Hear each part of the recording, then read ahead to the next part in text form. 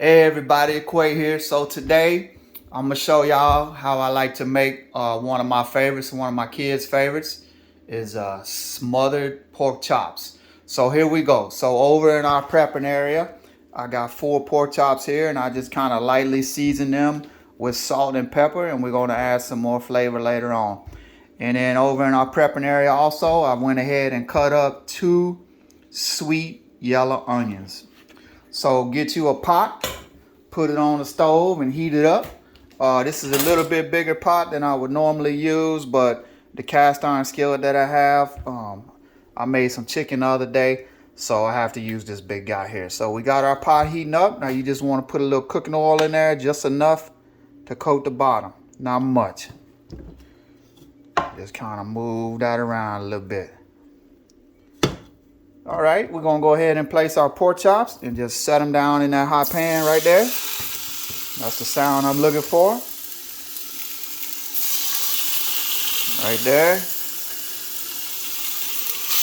And all we want to do is just sear these bad boys up. Just want to get a little color on each side. So I usually sear these for about 4 minutes on each side and then flip them over. Alright, so these been searing now for about 4 minutes on each side, and I went with the thin cut just because my kids are kind of funny. They don't like the real thick cut of pork chops, but you can see that color right there. That's what we're looking for. And once again, we're not trying to cook these all the way down right now.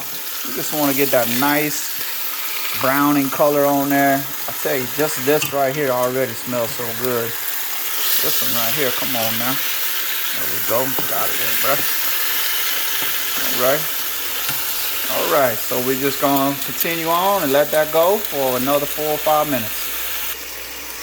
Okay, so these been searing up pretty nice now for about 4 minutes on each side. So at this time, I just want to go ahead and try not to fog up my phone. It's just remove these pork chops from the pan and let's just put them over here to the side for right now. I know some people, you know, they put a paper towel down when they drain this kind of stuff, but it's gonna leave some juice on that plate, and I'm gonna end up pouring that back in the pot because that's a lot of flavor right there. All right, so there we go. Got that off to the side. So now what we want to do to our pot, let's go ahead and throw them onions. Paya.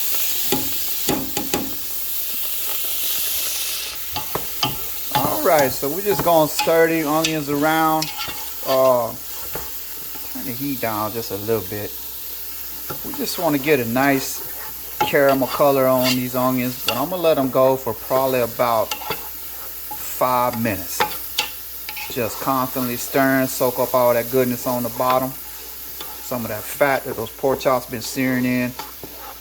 So we're gonna cook these down for about 5 minutes. Alright, so we've been working this onion for probably about 5 minutes. Getting a nice color on it right now. We're scooping up some of that flavor on the bottom. So what I'm going to do now is just kind of move all the onion off to the side. And I'm going to take 1/2 stick of unsalted butter. I'm going to throw that in there. Let that melt a little bit. Stirring these onions up some. Get that butter all mixed up in there. Turn my heat up a little bit. There we go. All right, there goes our butter.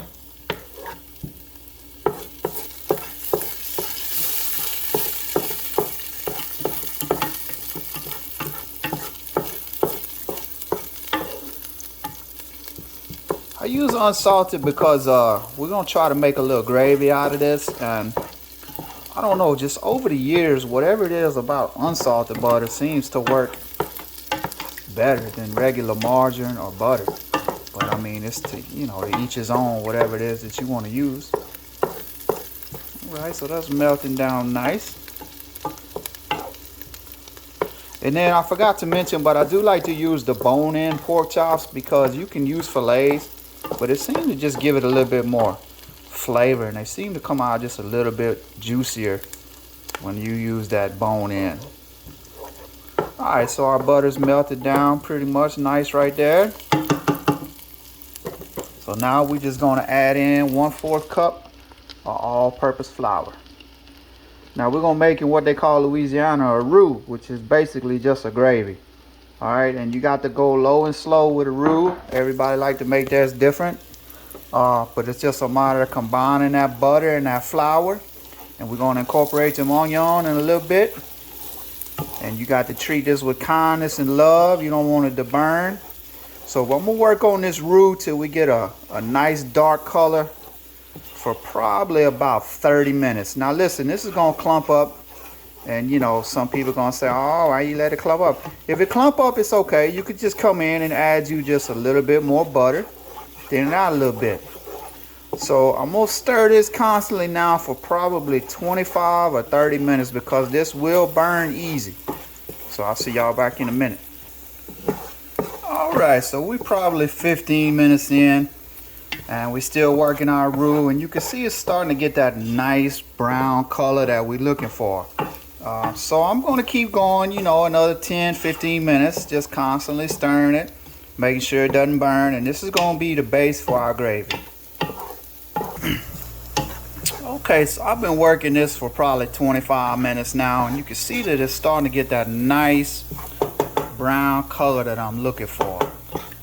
So everything's coming together real good. So at this time, I'm going to add just a little bit of a 32-ounce container of chicken stock.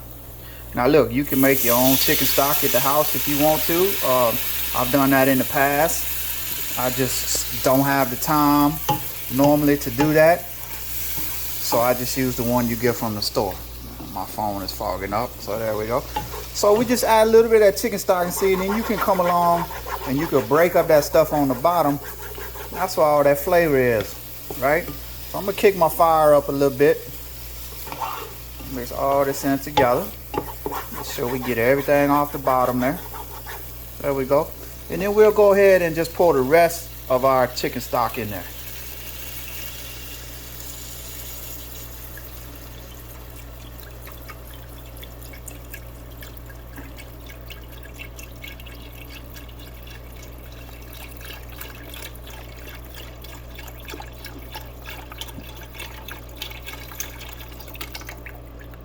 All right, so we're gonna kick our fire up. I'm gonna do away with this spatula. Switch over here to my spoon. And let's get that all mixed up in there. You can see it's already starting to get that good color for our gravy. Make sure we get everything mixed together. We're gonna kick that heat up because we want to get this to a boil here in a minute. All right, now at this time you can go ahead and add in your favorite seasonings to flavor it up. You can find you some Cajun spice, Creole spice. I like to use this Tony's right here. It gives it a little kick, but not too much, so my kids, you know, it's not too hot for them. And then I'll throw a little garlic powder in there. Now, if it was just me and the wife eating this, I'll probably put a little jalapeno puree or some cayenne pepper puree. But for the kids, especially the 10-year-old, this is good enough right here.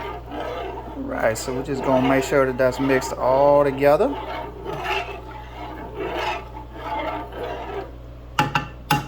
Okay. At this time now, we'll go ahead, add our pork chops back in.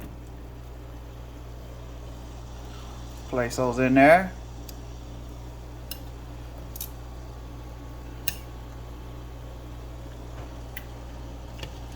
You just want to try to make sure they get covered up with that gravy.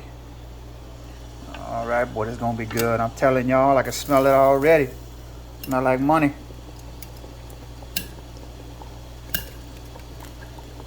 All right, we're gonna put that in there.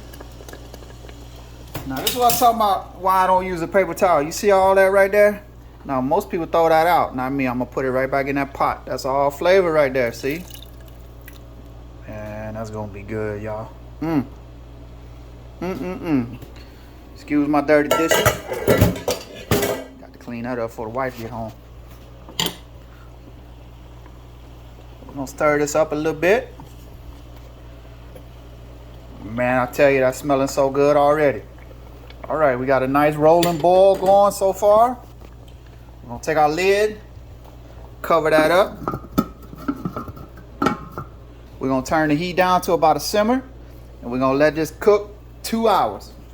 Now look, you can come back every 15-20 minutes or so if you want to and stir that pot up, but we're gonna let this go for 2 hours. I'll see you in a little bit. All right, so we about an hour out. I got the dishes washed up so the wife can't yell at me.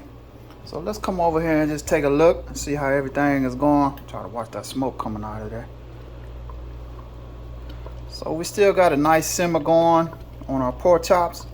So we'll stir that up a little bit, maybe flip the chops over to the other side for the last hour. And then at this time, if you want, if you like the pot of rice, you can put your pot of rice on. I like mashed potatoes, so I'm gonna go ahead and put these potatoes on. So we about an hour out from plating up, and I'll see y'all back in a little bit. All right, hey, so we've been cooking for our 2 hours, so come on over here. We're gonna shut that fire off. Let's take a look. So that's what we got going on. So we're ready to plate up. So here we go. We got some of these homemade mashed potatoes we cooked up. Gonna be fire, dude. There we go, boom. Throw that in there.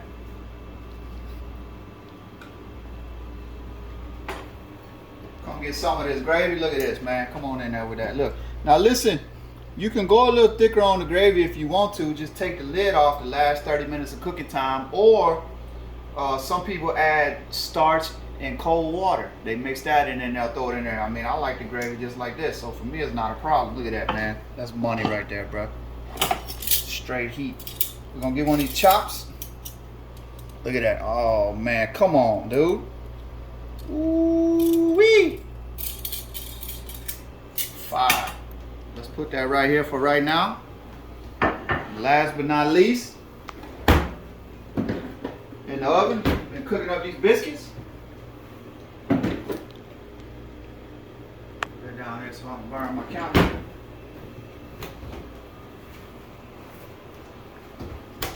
Come on, man. Money.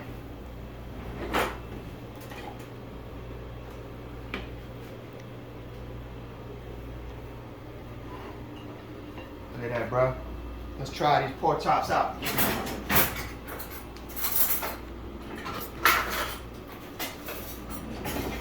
Been cooking for 2 hours. Look at that. Come on in here. Look at that, dude. Look how tender that is. Look. Falling off the bone, man. Come on now.